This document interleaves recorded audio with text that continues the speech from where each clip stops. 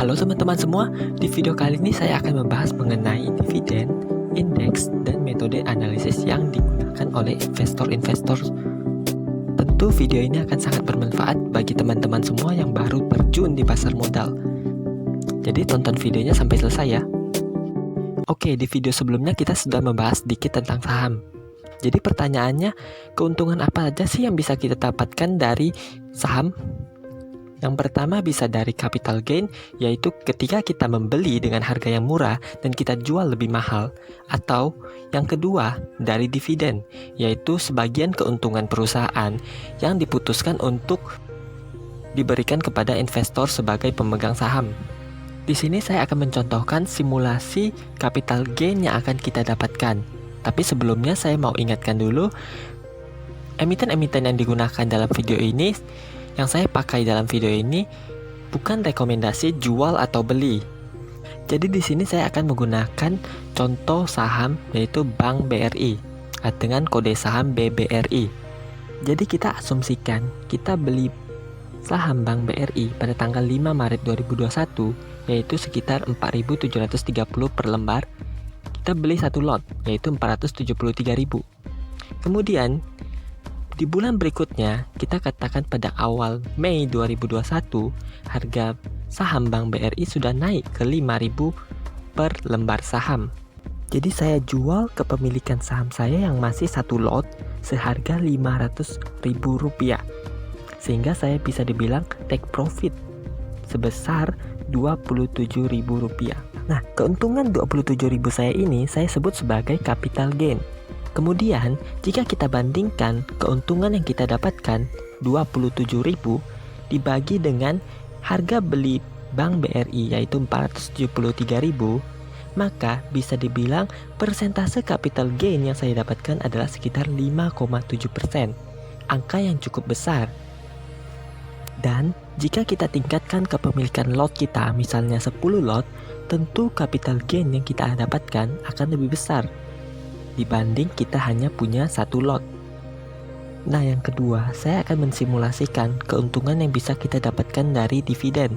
Di sini saya menggunakan contoh emiten PTBA atau PT Bukit Asam Tbk. Merupakan perusahaan batubara mining yang penjualannya ke PLN Indonesia. Karena masyarakat di Indonesia masih menggunakan listrik yang sumber utamanya dari batubara. Di sini bisa kita lihat bahwa PTBA sangat rutin membagikan dividen per tahunnya. Setiap tahun dividennya selalu naik dan sangat memungkinkan untuk dividen investing. Oh ya, di sini saya menggunakan data dari Yahoo Finance ya. Nah, coba kita lihat pada tahun 2020, dividen yang dibagikan adalah 326 per lembar saham. Jika kita punya saham sebesar 100 lembar atau satu lot, maka bisa dibilang dividen yang akan kita dapatkan adalah sekitar Rp32.600. Uang tersebut akan langsung ditransfer ke rekening dana nasabah kita. Bagaimana kalau kita punya lebih banyak? Misalkan 1.000 lembar atau 10 lot. Tentu dividen yang akan kita dapatkan juga lebih besar. Dalam kasus ini kita akan menerima Rp326.000. Nah, uang ini bisa kita investasikan kembali atau kita juga bisa menikmatinya untuk konsumsi sehari-hari. Selanjutnya, saya akan membahas mengenai produk turunan saham. Yang pertama adalah indeks.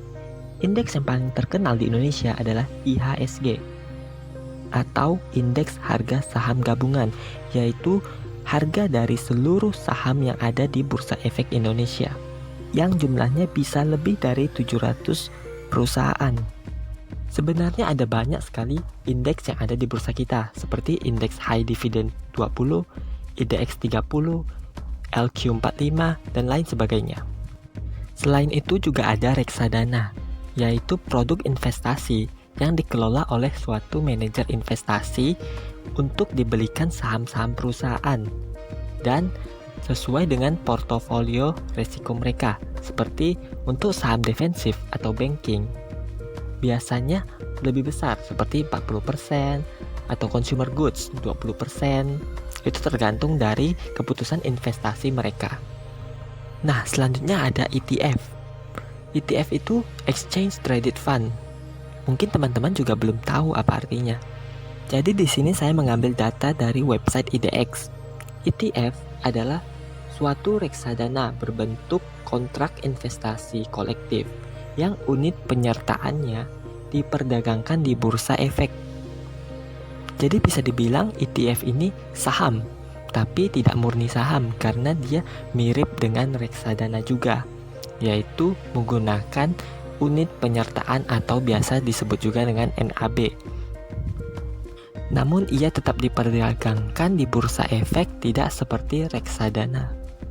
Nah, di sini juga disebutkan bahwa ETF merupakan penggabungan antara unsur reksadana dalam hal pengelolaan dana dengan mekanisme saham dalam hal transaksi jual maupun beli. Nah, berikutnya saya akan membahas sedikit mengenai fundamental analysis. Seperti yang saya janjikan di video sebelumnya.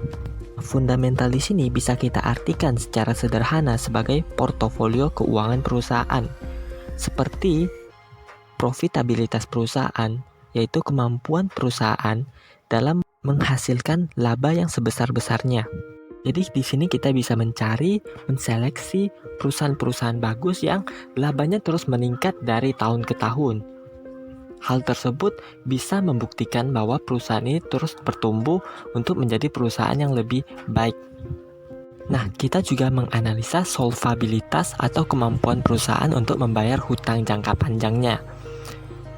Apabila perusahaan mampu membayar hutang jangka panjangnya, bisa dikatakan solvabilitas perusahaan itu sangat bagus.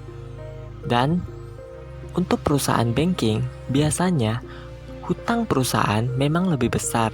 Jadi, solvabilitas tidak bisa diukur untuk perusahaan yang bergerak di bidang finance.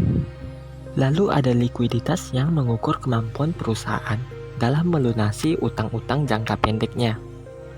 Terus, yang terakhir, ada activity atau kelancaran usaha dari suatu perusahaan.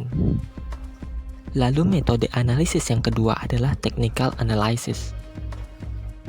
Dalam analisis teknikal, tentu kita akan membicarakan tentang candlestick dalam membaca pergerakan harga saham, apakah akan naik, apakah akan turun. Terus trend, yaitu uptrend atau downtrend. Apakah pergerakan harga cenderung naik atau cenderung turun. Melihat volume perdagangan, apakah cukup besar, apakah relatif kecil. Saham yang dikatakan liquid tentu memiliki volume transaksi yang cukup besar, atau sering terjadi. Kita juga akan menganalisa support dan resistance. Support adalah titik yang apabila dicapai oleh suatu harga, maka ia akan mantul kembali ke atas. Resisten adalah kebalikan dari support, di mana apabila harga menyentuh titik resistance, maka ia akan mantul kembali ke bawah. Biasa resisten juga disebut sebagai tahanan. Berikutnya ada harga rata-rata, yang biasa juga dipakai untuk menentukan target price.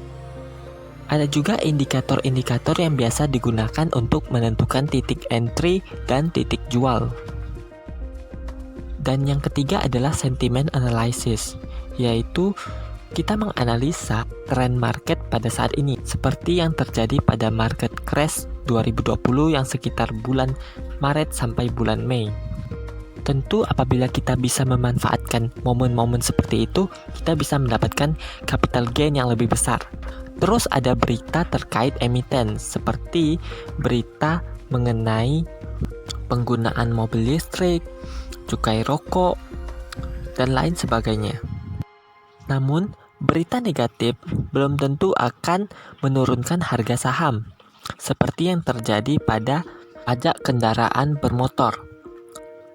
Di sini pemerintah menurunkan pajak atas kendaraan bermotor, tetapi harga saham Astra International malah turun. Nah, disinilah saya mengatakan bahwa metode analisis ini merupakan metode yang paling susah dianalisa. Meski beritanya baik, tapi belum tentu baik ke harga saham perusahaan terkait. Terima kasih kepada teman-teman semua yang sudah menonton video ini hingga selesai. Jangan lupa like, komen, subscribe, dan bagikan video ini ke teman-teman kalian ya. Salam investasi gini, Thank you.